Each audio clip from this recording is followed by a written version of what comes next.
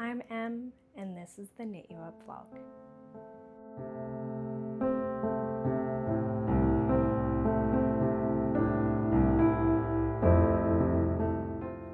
Hello, welcome or welcome back. It has been a hot minute. I do apologize, but getting right into things, I'm Em, a knitter and patterning designer living in British Columbia, Canada, and this is my cozy little corner of the internet where I talk all things knitting, fiber crafting, sometimes other things. We'll see what we get up to.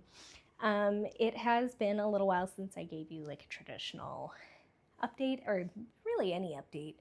If I'm being completely honest, I haven't been able to set aside the time to make a cohesive video for YouTube, so that's where we're at with that. I actually have some fun things to show you instead of just endless whips. I have 2 finished objects, I have some stashquisitions, and of course I do have some whips. So let's start with what I'm wearing. This is my modified cottagecore crop, a pattern by Kate of Mezzo Makes. It is knit flat, raglan, flutter sleeve, and I have knit mine in ZZ Textiles fingering weight yarn in the color oak. This was from one of Rachel's early yarn updates in her dyeing journey, and I love it. This took some trial and error to get the shape that I wanted, because the original pattern has the ruffle detailing only at the very bottom of the shirt, and I knew I wanted more flounce. So I figured it out. I added some short row shaping at the back. There's more detailed notes over on Ravelry, but I know everybody always asks what I'm wearing in these videos, so I figured we'd start with that. Next up, I have my one and only summer knit, and it's looking a little worse for wear, I won't lie, because it's been getting a ton of wear. So much so that I think I will make at least one more, like maybe for next summer. So don't judge how pilly it is, okay? It's getting a lot of love. This is the Leela top. I've knit this in Knitting for Olive cotton merino in the color dark cognac, and this is also pretty modified. I wish it was in a better state. I'm so sorry. So I actually knit the top back panel in a size up from what I knit the top front panel. I added some extra stitches under the underarm to allow a little bit more roominess across the bust. And the original pattern has a stockinette portion down the side to the armhole. I omitted that because I wanted it to be a little bit more cohesive. And then instead of doing a ribbed hem, I hope that's high enough up, you can see I did a garter stitch hem because there is the garter stitch at the top neckline. This was more of a slog than I expected it to be. I expected the garter ridges to be more potato chippy, but because I had to specifically count out how many rows were in between each garter row, like it wasn't something easy like 3, it was, I don't know, can't even remember the specific number, but it was just something that I couldn't as easily pick up and work on randomly. And because I was modifying it, I had to rip it back a couple of times and redo certain things, and that's okay. It is a process, and the finished product is exactly what I hoped it would be. It's got a bit of drape from the cotton and the merino together.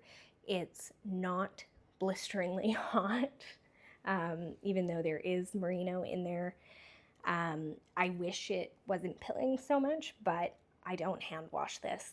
This goes in the washing machine, and for that I think and for how much I've been wearing it, like right after I finished it. There was like a 2-week stretch where that is what I wore almost every single day. So with all of that in mind, I think it's held up pretty well. I really love the color. I've been on a really big brown yarn kick. It doesn't look like it, and it won't look like it from my whips, but I have a lot of brown and brown adjacent colors in my stash that I am itching to get started on. Hi, mister. We have a little friend joining us after he was just massacring my plants. Can't be mad at him though, he's so sweet. So there you have it. There's my Leela top. More notes and details can be found on the Ravelry project page. That's a bit of a tongue twister for me today, and I'll have a link to that in the description below. Okay, next up, it's gonna be tricky to show you this project in full, but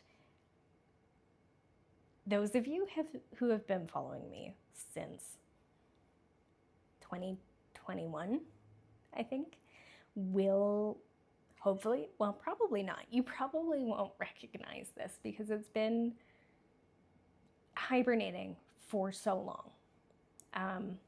To give you the backstory, my mom sent me a photo that she had taken of a photo in a magazine of a sweater, and it had a cow stitched into it. And she said, oh my gosh, like it would be a dream come true if I found a sweater like this. And I was like, well, that looks handmade. Like, I bet that's a handmade sweater. She goes, oh my gosh, could you make that? And I'm like, I don't know. And I started looking for it. I was doing like reverse image search and all of these things. And I managed to narrow down that it was from Mary Maxim and probably like a 50s or 60s pattern by that brand. And at the time I was part of, actually I might still be part of it, I'm just never on Facebook anymore, but I was more actively in a Facebook group for knitters who enjoy vintage patterns. I was invited over there by my friend Alyssa of the Lavender Pearl, I think is her. I'm really bad with usernames, guys.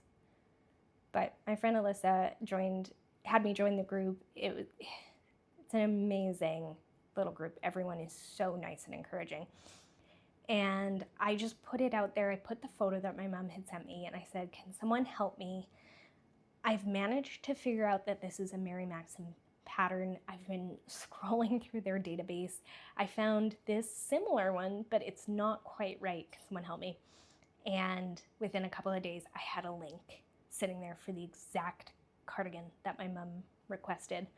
Now, this was a long time ago.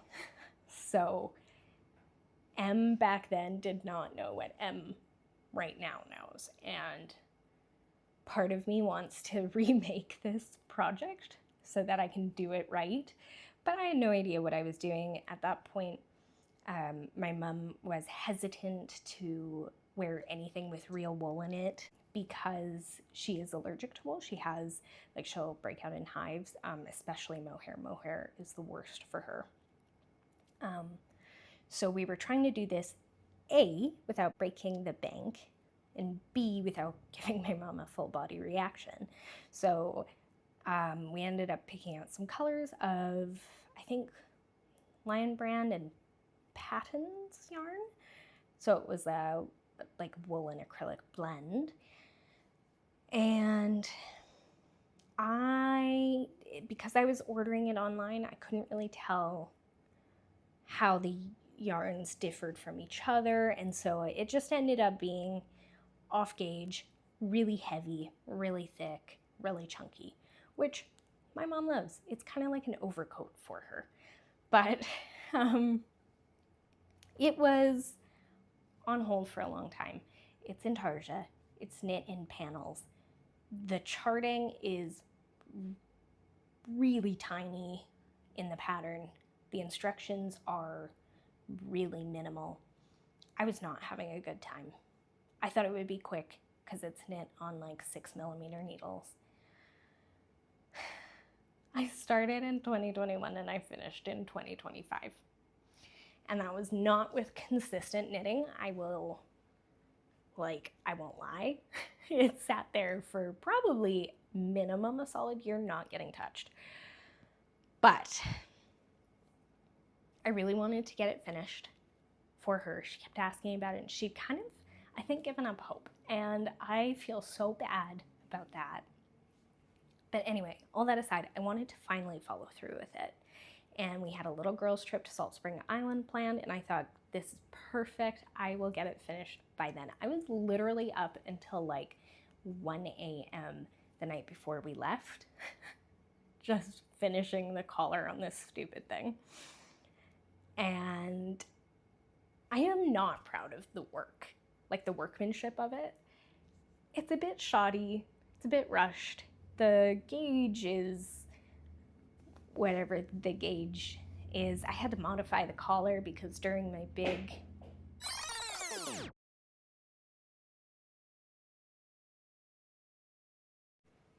sorry for the break, a photo fell off the wall in the other room and I had to go investigate. So don't know where exactly I left off. I'm not really proud of the workmanship in this. A lot of that has to do with just having expanded as a knitter in my skill set and everything. And I know that I could do a much better job now if I started it again. And I know so much more about like wool and the structure of wool and different types of wool and different fiber blends and stuff. So I think I could make a much nicer piece. But holy cow, I hate intarsia and I hate knitting flat panels and then having to sew them together for a sweater. Knitting a shawl flat, totally in love with. Knitting a sweater flat, never again.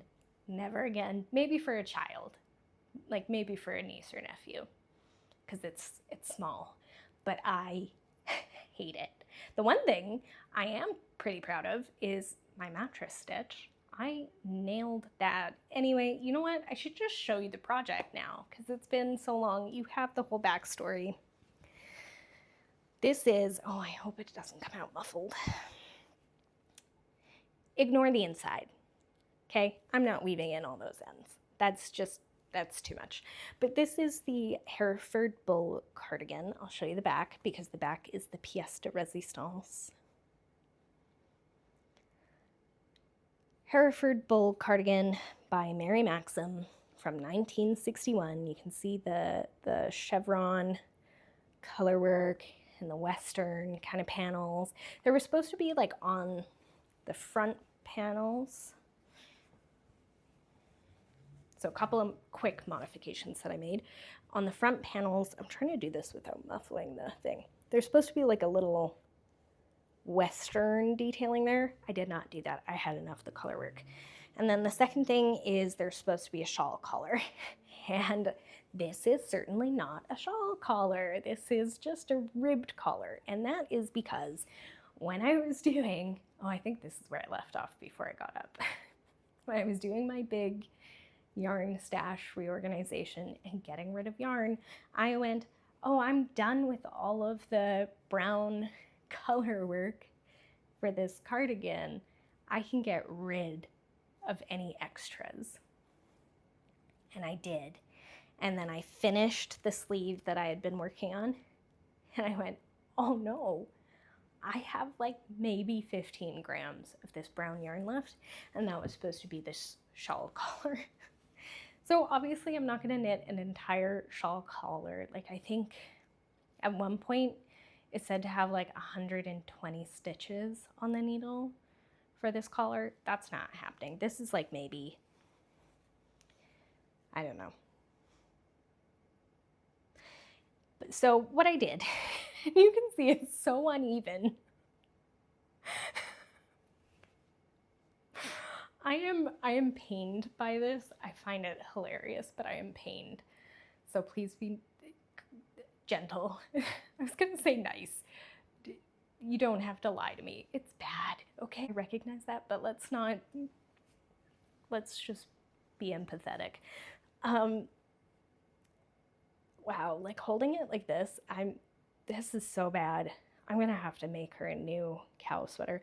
Anyway, so what I did is I just picked up stitches. I did a couple of rows of 2x2 ribbing, which is the same as on the sleeves. And then I did some short rows to raise up the back so it has a shawl collar-esque vibe to it. And I surprised my mom with it. We were on the ferry and she's like, oh my God, it's gonna be so cold. Let's grab our sweaters. And I was like, great. And I stood there and I had our coffees and I was like, oh, can you open my bag for me? And I had it laying on the top of the bag, and her reaction made every single stitch worth it. It's the best reaction I've had to any handmade thing I've ever made. So that was really nice. I'm really glad that she's happy with it. I wish that the whole project had gone differently. And I wish that I had enough go-getter spirit in me to reknit it. But I am pretty much never doing intarsia ever again. That was painful. I'm not doing it again. Never. On our Salt Spring Island trip, middle of summer, of course, we go on the one weekend where it's like a downpour of rain. And it works out because we both actually love the rain and rainy oceanside, vibes. But she got a lot of wear out of it that weekend that we were gone. And the hilarious thing for me, I hate this with a passion. It's so poorly made by my own standards, but everywhere we went, everyone's like, oh my God, that's the best sweater I've ever seen. And I'm like, are you even looking at the stitching? But I guess I don't know. Anyway, Hereford bulk cardigan, this is gonna be the one and only for me. But I think I do owe her a makeup cow sweater where it's properly knit and something that I can also be proud of. I'm just glad it's done. Normally I would go into whips, but since we were just talking about Salt Spring Island, I figured I would show you my stashquisitions because I've mentioned this before. Everywhere I travel, I like to pick up a skein of yarn. Now, I did pick up a skein of yarn, except I actually picked up 4. So, let's get into it. I think the yarn shop that I ended up going to was relatively new to the area. I love supporting small businesses, and especially for like yarn and fibercraft shops, 100% I'm gonna, spend a little extra. So I did pick up. Now, when I travel, I try to find something that is created in the area that I am traveling to. So, for example, when we went to Flock, I specifically looked for Dyers in the Seattle area to make sure that I had at least one skein from a Seattle area dyer. So that kind of idea. Same thing when I went to Glasgow, I looked for a Glasgow-based yarn dyer. This is not a Salt Spring dyer, but it is a Vancouver Island dyer, if I remember correctly. This is Copper Spoon yarns in the color Brupal. And I just fell in love with all of these little colors. And I kept circling around the store and coming back to it. So I was like, you know what? It's just gonna come home with me. And I think I already have a plan for this. Stay tuned. Similarly, I've already taken the band off of this one, but I have it. And it's because the band this is a 50-gram skein. And so the band was like overlapped and I needed to look at some of the numbers on the band. But this is a little 50-gram skein. I have some other really bright pinks, like mini skeins in stash. So I thought this would be great to use alongside those and kind of provide like if I were doing like a striped hat or something, then I would have like a dominant stripe, and then, so that was kind of my thinking there. Also, I just love a bright pink. This one leans a bit more like magenta, and it's got really nice little micro striping of blue and orange and red and royal purple. This is Koigu, and this one is, oh, this one's Ontario. KPPPM. And I have nothing else, there's nothing else on the yarn band. So that's kind of all I know. It does say that it's 50 grams, 100% merino wool. I just loved the color. At first I thought maybe those two could go together, but then I do have an idea for this one, so it doesn't work anymore. And then I think I've mentioned I have this idea for my partner and I, where anytime we travel together, we're going to pick up a skein of yarn, and then I'm going to eventually make like a patchwork style blanket with all of our travel skeins. And he wasn't with me on Salt Spring Island, but the yarn store that I went to did have a new hand dye company local to Salt Spring Island, and it's all botanical dyed yarn, and all of the botanicals are foraged from the island. So this one, it's DK weight. Can't remember the actual weight of it. I should have weighed it beforehand. It did not come with a label, so I don't know what it is.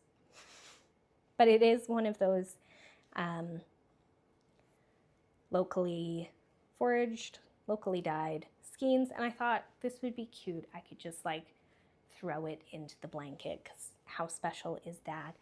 And then while we were talking to a different shop owner on a different day, they said you have to go to this specific farm where they spin wool from the sheep on their farm. And I said, say no more, we're going. So we did go. I got to meet some sheep. I'll put some pictures up here. I was stoked. They were so sweet. Very dirty. It was very dusty that day. And I'm wearing my Leela top in this. But anyway, I couldn't help but pick up this skein. Doesn't have a colorway other than 16H9, dye lot 3. Cozy Toes woolens, and the sheep are raised on Salt Spring. They're shorn.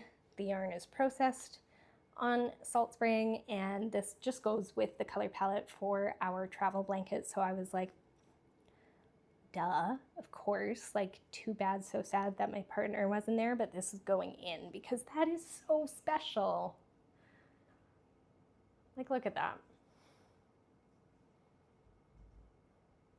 And she said that like the gray flecks in there are the natural gray wool coming through, or gray fleece or whatever. And it smells very sheepy and like oily. Has a bit of an oily feel to it. That lanolin, I guess. Yeah, a very interesting place, really a lot to look at, really cool. I love that I got to pet the sheep, and I love that I got to bring such a special memory home. That's it for stashquisitions for now. I am trying to tone it down because I'll be at Knit City, Vancouver at the end of September. And I know that I will be coming home with some yarn. So I was trying to be good throughout the rest of the year, which kind of failed, but I'm trying to be good so that I can spend a little bit at Knit City, and then I'll try to be good again until the new year. Let's chat whips now. So before we went to Salt Spring, I knew I'd want a project to bring around with me, especially for the long ferry ride and the long drive. So I just started a False Creek sock, which is my own pattern. It came out this June? It came out in June. God. And I'm using pigment and ply over honeyed cakes, which is the leftovers from the skein that I used to make my third False Creek cowl sample, which I think is just really cute. And I'm kind of just making them shorty because I only have 50 grams of this left. So each sock should take 25 grams. I have made 25-gram socks before to great success. And this sock one is almost ready for the toe. But this was like my travel walking around skein, and since getting home, I've just been working on other projects, and that's okay. I'll come back to this at some point. But I love how the colors are working up. Like, look at that. Hopefully that's at a good distance where the camera will focus. I love all the little speckles and the colors, and yeah, it's just been very pleasant to have and to tuck it in my bag. Like, it hardly takes up any room. So it's been nice having that, and I took that to Salt Spring and back with me, and I got basically this whole sock done.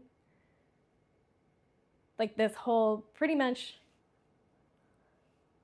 I did the heel turn while I was traveling, so probably from my fingers to where my needles are is how much I got done on that holiday, which was not bad.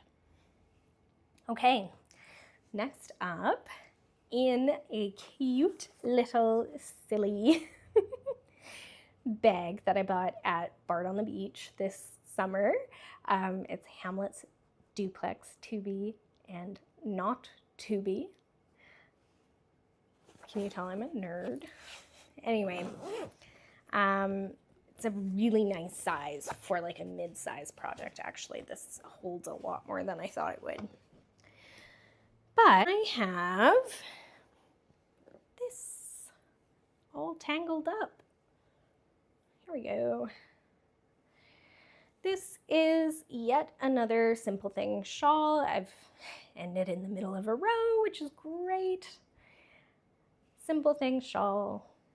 I've made so many of these by now, you guys know the drill, but this is currently my favorite way of using up scraps. So I am using Paisley Knits Surrey Alpaca Lace in the color Backpack. This is leftover from the Rue sweater photo up there that I knit for my mom last spring. And then also, looking worse for wear, Sayer alpaca sock in soft yellow, I think it's called. It's on Ravelry. These I made my second False Creek sock sample in for my mom. It's an alpaca merino nylon blend, I think. And it's knitting up beautifully. I think, in all honesty, the Paisley Knits Surrey lace, if I could afford to only knit in this and hold this like triple for every single sweater, oh my God, I would be so happy. It's really pulling its weight in this. It is making a really nice, squishable, soft, halo-y scarf. And I'm really happy with how it's going. I am doing the decreases now. The halfway point is like somewhere down here. And yeah, I'm just really happy with how it's turning out. I have my little, let's see if I can show you. I have my little stitch marker that came with the Pigment and Ply Solstice Countdown last Christmas or last winter. And it's just one of those ones that, like, as long as I have my little, what is this called? Progress clicker, progress keeper, stitch counter, row counter. This was gifted to me by my partner last year. As long as I have this going, I can knit this anywhere and I don't really have to pay attention to it. I just knit, knit, knit, knit, click. Knit, knit, knit, knit, click. And it's great. So really enjoy that. Really enjoy the little bag. It will never not make me giggle. Okay, I have one more whip to show, but I'm actually not really gonna show. I'm gonna give you a sneak peek. It has been sneak peeked. That's not a real word. I have shown it on Instagram already a little bit, but I'm not really gonna talk about the project itself because a girl has to keep her secrets. So I will show you that. And speaking of pigment and ply, wow, all of my whips have to do with pigment and ply in some way or another. The two colors I'm using are from the same solstice countdown calendar that the stitch marker that I just showed you came from. Just did a really cool mix of solids and variegateds for that box, and I opened one a day. I did document it all in my stories, and it is highlighted if you want to see the full box over on Instagram. Just to clarify, the warm purple is called Glimmer Gloom, 200 meters per 50 grams, and it's from the Not a Villain, Not a Damsel Solstice box. And then this one is called Nettle and Nightshade. Same thing, 200 meters per 50 grams. I actually weighed these. They're not exactly 50 grams. This one is 54 grams, and this one was 56 grams. I'm not going to complain about having a little extra yarn, but I had two-color brioche. I had such a craving for it, so I just grabbed these, caked them up, cast on. Now it's a thing. That's all I'm going to say. But I really like the low contrast. Again, I'm going to try and show this without really showing it. I like the low contrast between the two yarns. I think it's fun. So, more details coming soon relating to this whip. For now, that's all I'll say.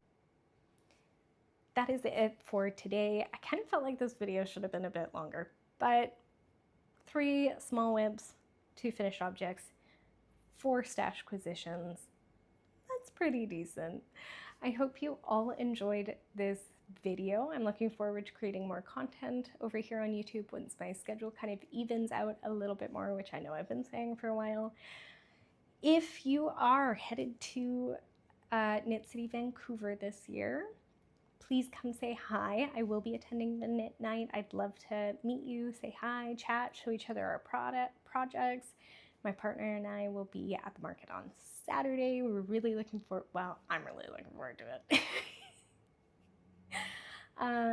And yeah, let me know if you have plans for what you're gonna wear to the festival. Let me know what your shopping plans are, or if you're going to take any classes. I would love to know. I would love to meet you all. I feel like internet safety kind of goes out the window for stuff like this. I'm like, here's exactly where I'm gonna be. Come find me. But that's how we make connections these days. I'm really looking forward to it. Let me know how your summer knitting has gone. I got just the one project done, but it was wonderful. I'm saying a lot, so I'm gonna wrap it up. If you enjoyed this video, please consider giving it a like and giving me a follow. Hopefully I will become a little bit more consistent. That is always the goal. And let me know what you're working on, what your upcoming plans are. I hope to see you next time. Thanks for watching. Bye.